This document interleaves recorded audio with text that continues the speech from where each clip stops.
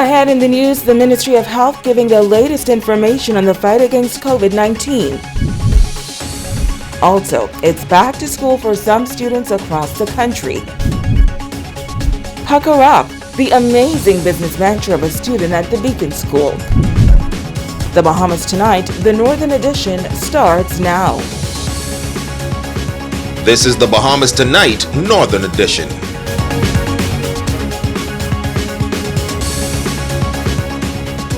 Good evening, Bahamas. I'm Shashina Wolf-Farquharson. As always, it is so great to have you with us.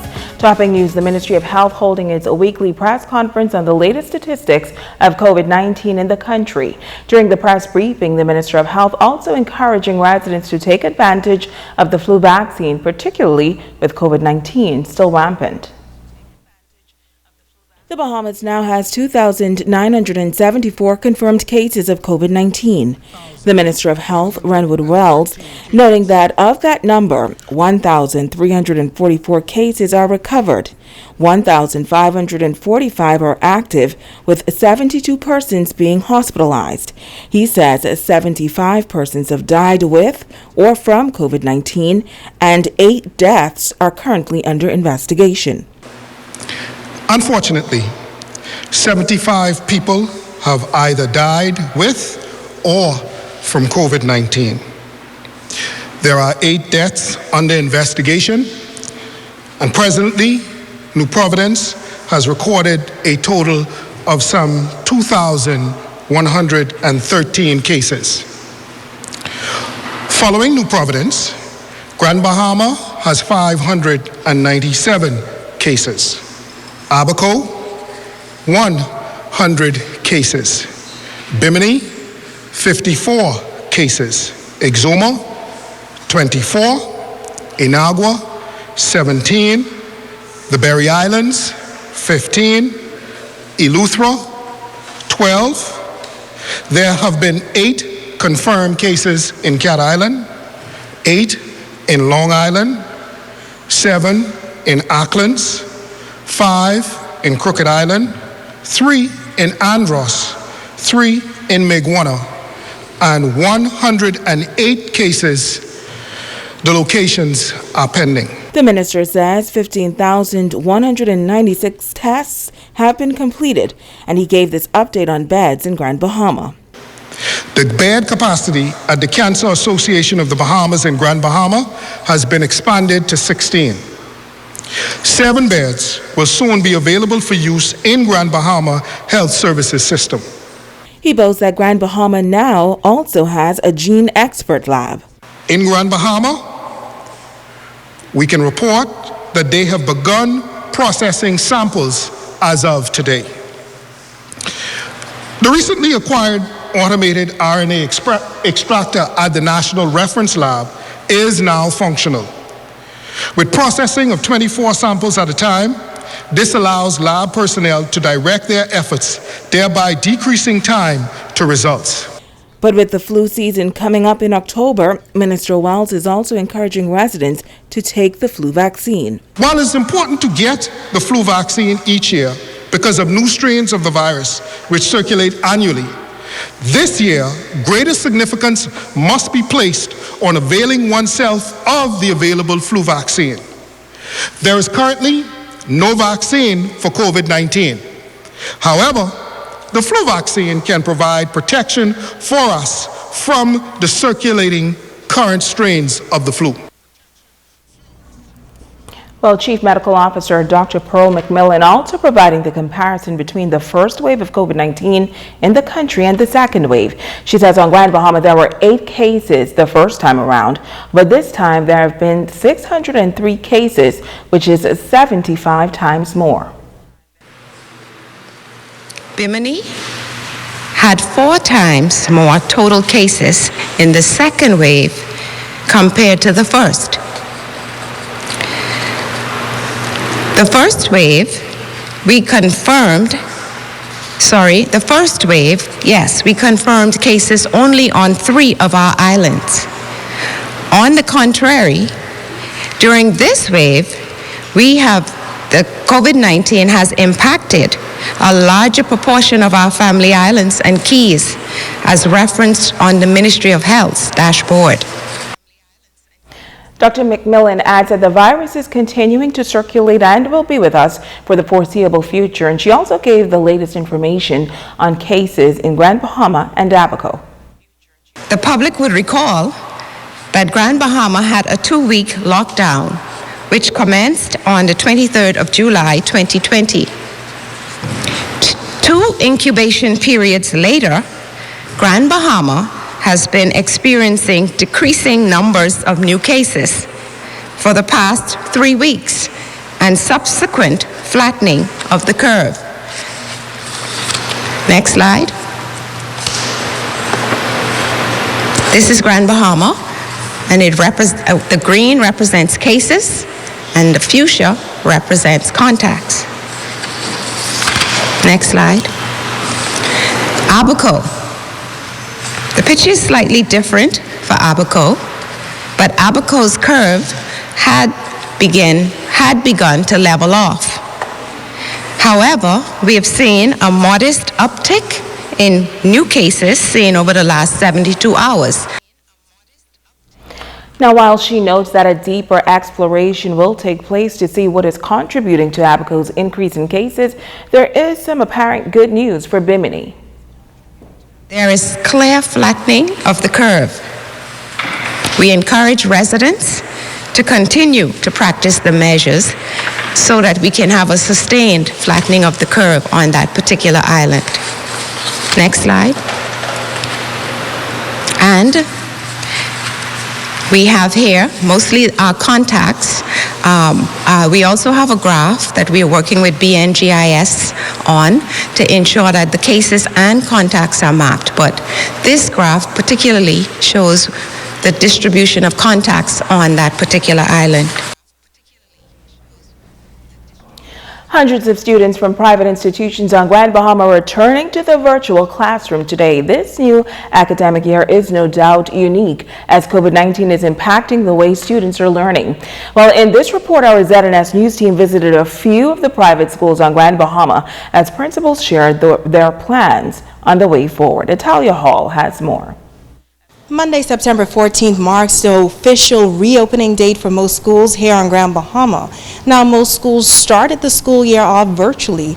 At the Bishop Michael Alden High School, Principal Sophie Howden says the school has implemented some unique ideas for virtual learning. One thing that we have changed this semester is that we want to minimize the amount of screen time the children have. Just to protect their eyes and their well-being. And so we're encouraging our teachers to take that first 20 or so minutes of the first period and complete most of their teaching then, and then issue classwork so the child can move from the screen and then work maybe on a manual, maybe on a workbook and their notebook, but they're away from the screen. So we don't have that constant staring at the screen with the children. She says teachers are becoming Google certified as well. She notes that while some students are taking part in virtual learning, others are on campus taking the national examinations. Two different activities going on at the same time. And at the primary school, we had our babies, ELC, come in for the first time, so they all came traipsing in with their little bags and their masks and their shields. And upper school, grades 3 to 6, they're also virtual. So we have quite a mixture, all happening at the same time. Over at Tabernacle Baptist Academy, some of the primary school students are on campus. But as for the other students, they will return on October 5th. We have primary school students in because we could follow the proper protocols in terms of distancing, because we have nice small classes down there in preschool and primary school. And then on top of that, we've also went ahead and built shields around each student's desk. Being a little innovative, we used cardboard and some very sturdy plastic and built around the students and the teachers' desk, just trying to protect them. And then on top of that, we've put hand sanitizing all over the school. We've got them everywhere. Principal of Grand Bahama Academy, Jeffrey Jervis, says only grade 1 and class 1 are on campus, and grades 2 to 12 are receiving virtual learning. As expected, we encountered some challenges. This is our first day, so we encountered some hiccups, but we were able to resolve them. There were issues getting in on Zoom, and some parents who never really used it, they had issues, so they were able to call us, and we were able to help them out. What we did initially was we had each teacher sign up to secure an ID and a password for the various classes. It was posted in the various chats of our different classes. And as for a reopening date for the school, Following the news, we're seeing how the numbers are reacting. Sometimes it's up and sometimes it's down. And so as soon as the numbers flatten and we have respectable numbers in reference to the COVID-19 numbers, we will have our face-to-face school at Grand Bahamas. Again, we make an announcement and let parents know it's safe now. We'll have classes at our school. Italia Hall, ZNS Network News. Well, after being delayed, national exams began today, but President of the Bahamas Union of Teachers, Belinda Wilson, said that several teachers within the public sector did not report for work this morning. Our ZNS News team spoke with the superintendent at the Ministry of Education in Grand Bahama, Ivan Butler, who confirmed that all local teachers showed up at the various schools. We were a little disappointed in the turnout of students, so we want to make an appeal to our parents to please have their children come out and take our national examinations. We are pretty much wrapping up the BGCSEs, and we hope to start BJCs in a very short time. So we are encouraging parents to come out and have their students take the BJC examinations. As for schools, we can report that all of our teachers reported to school today, more than 90%. There was no interruption from any students, any teachers, and we're just pleased with the way that teachers reported to work today. And for all intent and purpose, schools went very well in the Grand Bahama district today. And as for the island of Bimini, he says some teachers are waiting to be deployed, but everything is moving smoothly. Butler is also encouraging parents to look online for the national examination schedule. It's on the Ministry of Education Facebook page. Also, the minister announced several weeks ago that school will resume for students in Grand Bahama face-to-face on the 5th of October. So registration is still ongoing for those students who have not registered, or those parents who have not registered their children as yet. And so we're just, getting prepared to welcome the students back face to face if that's what we will do. And in any event, we are getting our schools ready. Repairs are going well, and we have a full complement of teachers with the exception of one or two. So we're moving in a positive direction in terms of getting school ready for our students. In other news, the ICANN Community School is taking a new approach to learning this new school year to accommodate learning in the COVID-19 environment. Tonight, the managing director tells us how they intend to help students of all grade levels to succeed in the virtual learning platform. Jamila Mizik has more. Managing Director of Kevin G. Tomlinson Academy, Kevin Tomlinson says this year he had planned to officially launch their full-time school, but due to the COVID-19 pandemic, they now have to readjust their program.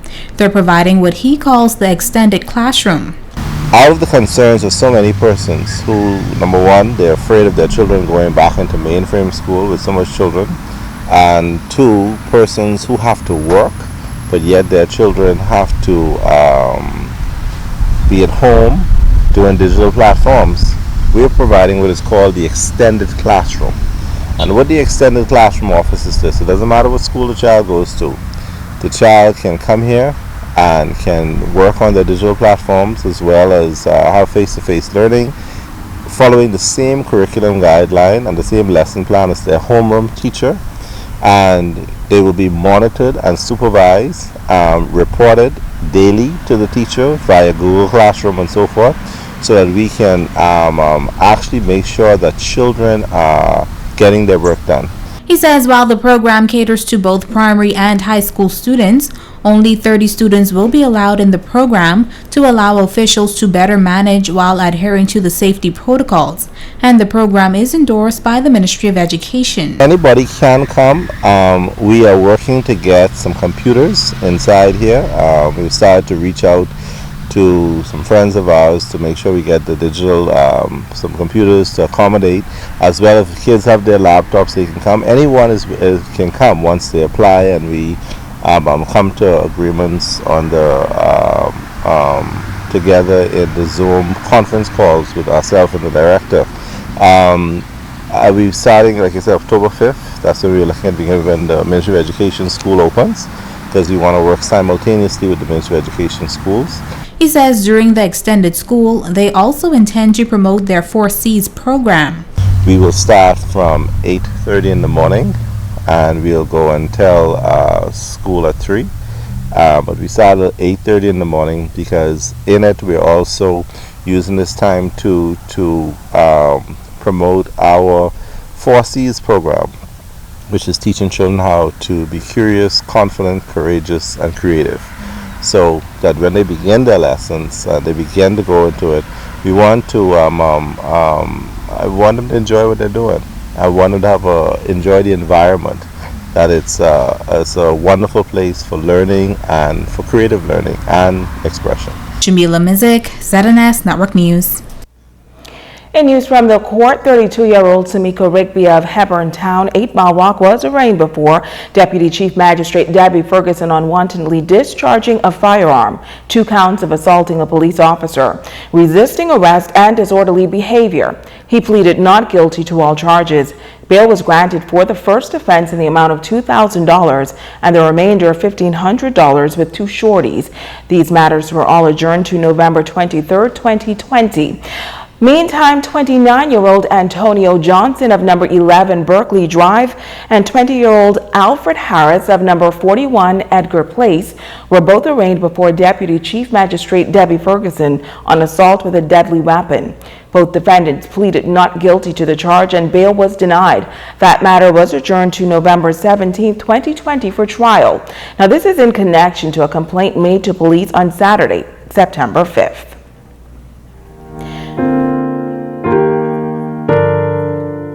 This is Apostle Prophetess Rochelle Graham, and it is indeed an honor to be before you for just a few minutes. I just wanted to stop by and give you some words of encouragement.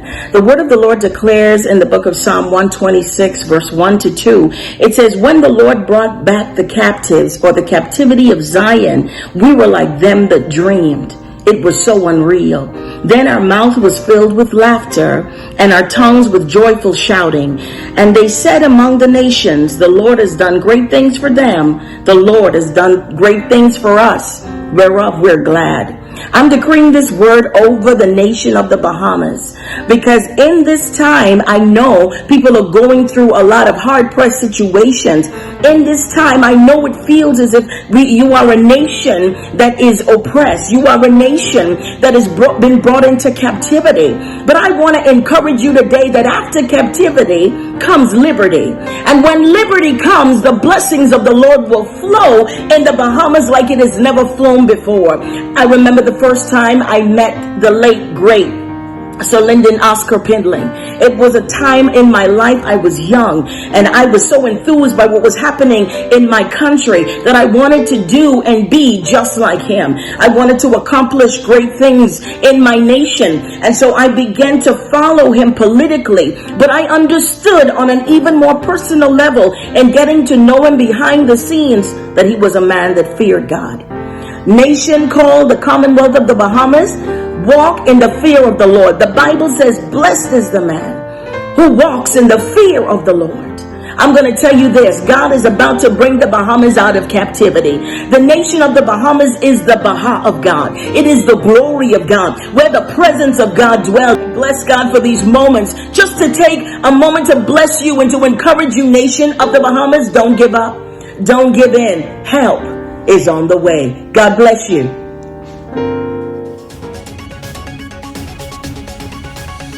And when we come back, local government officials promoting backyard farming. That story and a whole lot more straight ahead.